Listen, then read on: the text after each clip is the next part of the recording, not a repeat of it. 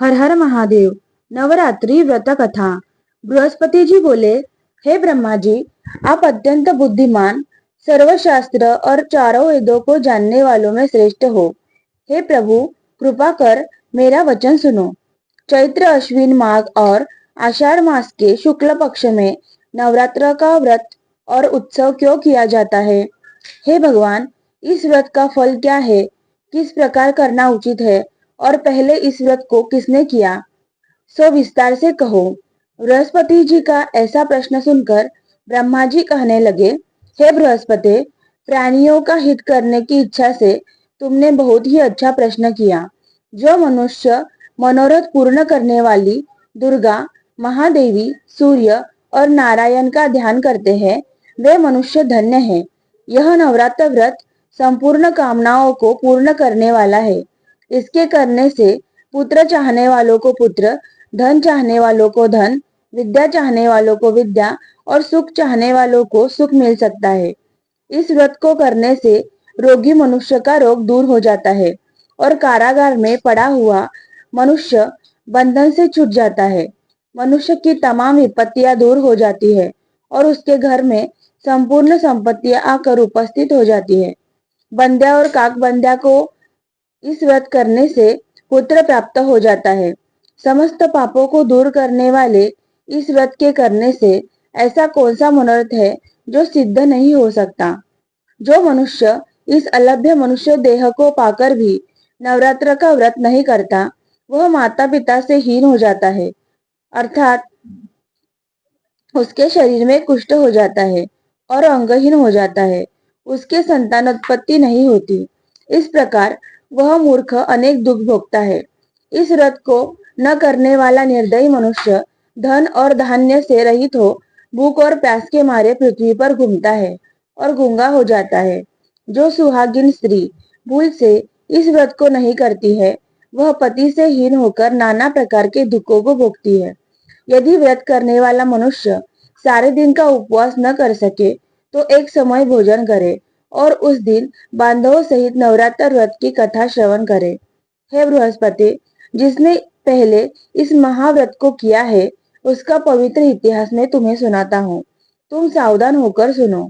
इस प्रकार ब्रह्मा जी के वचन सुनकर बृहस्पति जी बोले, हे ब्राह्मण, मनुष्यों का कल्याण करने वाले इस व्रत के इतिहास को मेरे लिए कहो। मैं सावधान होकर सुन रहा हूँ। आपकी शरण में आए हुए मुझ पर कृपा करो। ब्रह्मा जी बोले, पिटत नाम के मनोहर नगर में एक अनाथ नाम का ब्राह्मण रहता था। वह भगवती दुर्गा का भक्त था। उसके संपूर्ण सद्गुणों से युक्त, मानो ब्रह्मा की सबसे पहली रचना हो, ऐसी यथार्थ नाम वाली सुमति नाम की एक अत्यंत सुंदर कन्या पैदा हुई। वह कन्या सुमति अपने घर के बालकपन में अपनी सहेलियों के साथ क्रीड़ा करती हुई इस प्रकार बढ़ने लगी जैसे शुक्ल पक्ष में चंद्रमा की कला बढ़ती है। उसका पिता प्रतिदिन दुर्गा की पूजा और होम किया करता था। उस समय वह भी नियम से वहां उपस्थित होती थी। एक दिन सुमति अपनी सखियों के साथ खेलने लग गई और भगवती के पूजन में उपस्थित नहीं हुई। उसके पिता को पुत्री की ऐसी असावधानी देखकर क्रोध आया और पुत्री से कहने लगा, हे दुष्ट पुत्री, आज सुबह से तुमने भगवती का पूजन नहीं किया। इस कारण मैं किसी कुष्ठी और दरिद्री के साथ तुम्हारा विवाह करूंगा। इस प्रकार कुपित पिता के वचन सुनकर सुमति को बड़ा दुख हुआ।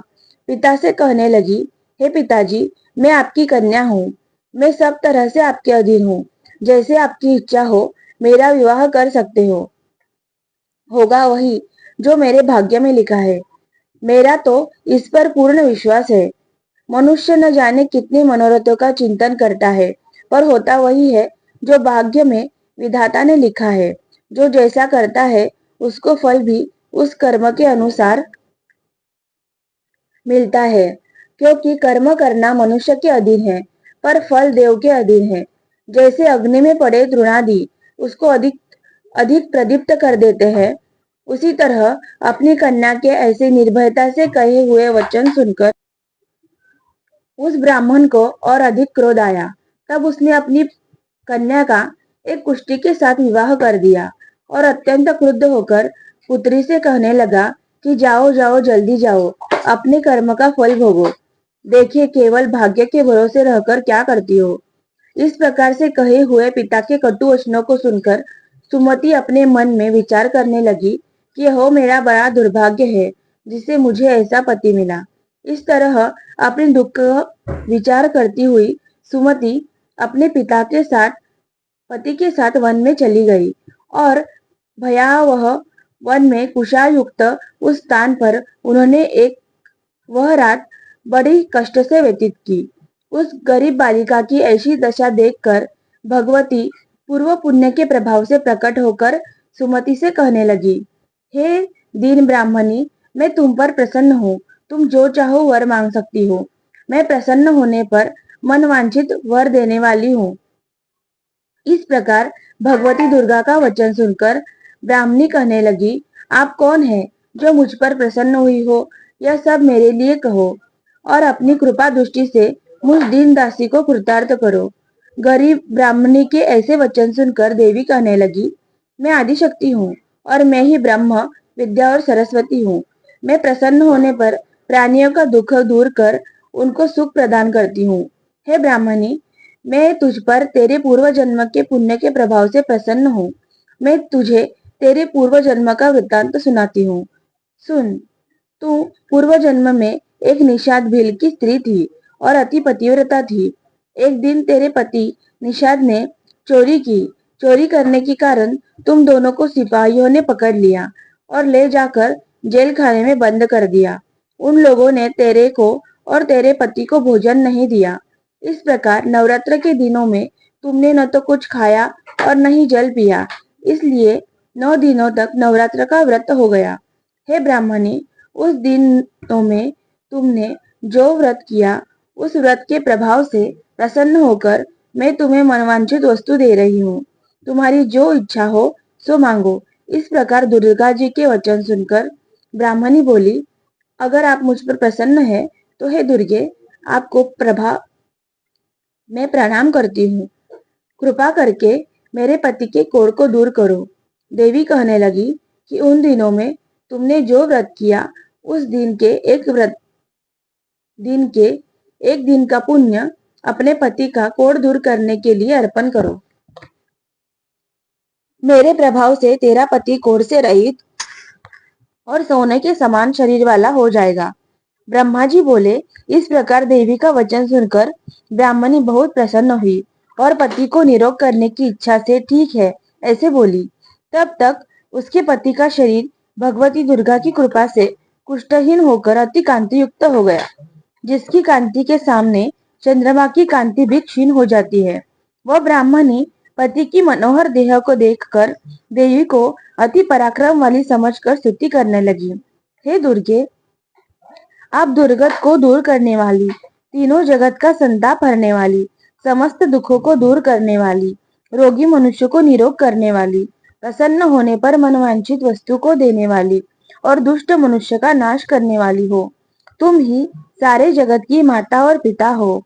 हे अम्बे, मुझ अपराध रहित अबला को मेरे पिता ने कुष्ठ रोगी के साथ विवाह कर मुझे घर से निकाल दिया। उसकी निकाली हुई पृथ्वी पर मैं घूमने लगी। आपने ही मेरा इस आपत्ति रूपी समुद्र से उद्धार किया है। हे देवी, आपको मैं प्रणाम करती हूँ। मुझ दीन की रक्षा करो। ब्रह्मा जी बोले कि हे बृहस्पति, इसी प्रकार उस सुमति ने मन से देवी की बहुत स्तुति की। उसकी स्तुति सुनकर देवी को बहुत संतोष हुआ और ब्राह्मणी से कहने लगी, हे ब्राह्मणी, मैं तुम्हारे उद्दालक नाम का एक अत्यंत बुद्धिमान, धनवान, कीर्तिवान और जितेंद्रिय पुत्र शीघ्र ही होगा। ऐसे कहकर देवी उस ब्राह्मणी से फिर कहने लगी, हे ब्राह्मणी, और जो कुछ तेरी इच्छा हो वही मनवांछित वस्तु मांग सकती है। ऐसी भगवती दुर्गा का वचन सुनकर सुमति बोली कि हे भगवती दुर्गे, अगर आप मुझ पर प्रसन्न है तो कृपा कर मुझे नवरात्रि व्रत विधि बताइए। हे दयावती, जिस विधि से नवरात्र करने से आप प्रसन्न होती है, उस विधि को, उसके फल को मेरे लिए विस्तार से वर्णन करे।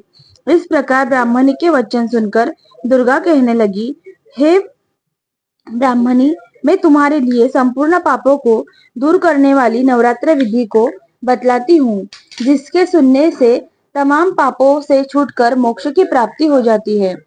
अश्विन मास के शुक्ल पक्ष की प्रतिपदा से लेकर 9 दिन तक विधि पूर्वक व्रत करे। यदि दिन भर का व्रत न कर सके तो एक समय भोजन करे।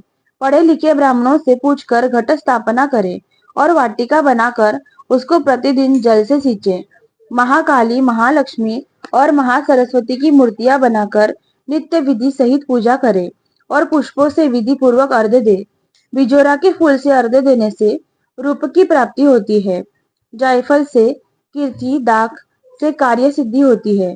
आंवले से सुख और केले से भूषण की प्राप्त होती है। इस प्रकार फलों से अर्घ्य देकर यथाविधि हवन करे।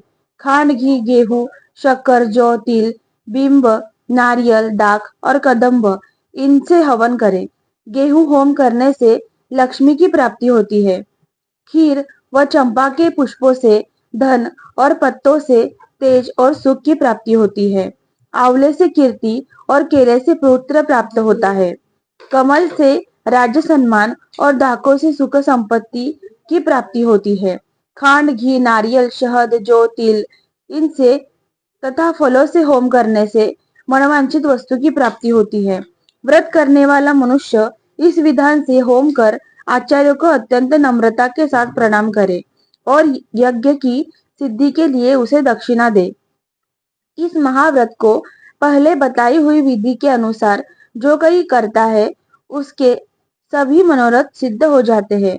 इसमें तनिक भी संशय नहीं। इन 9 दिनों में जो कुछ दान आदि किया जाता है उसका करोड़ों गुना फल मिलता है। इस नवरात्र के व्रत करने से ही अश्वमेध यज्ञ का फल मिलता है। हे ब्राह्मणी, इस संपूर्ण कामनाओं को पूर्ण करने वाले उत्तम व्रत को तीर्थ, मंदिर अथवा घर में ही विधि के अनुसार करे।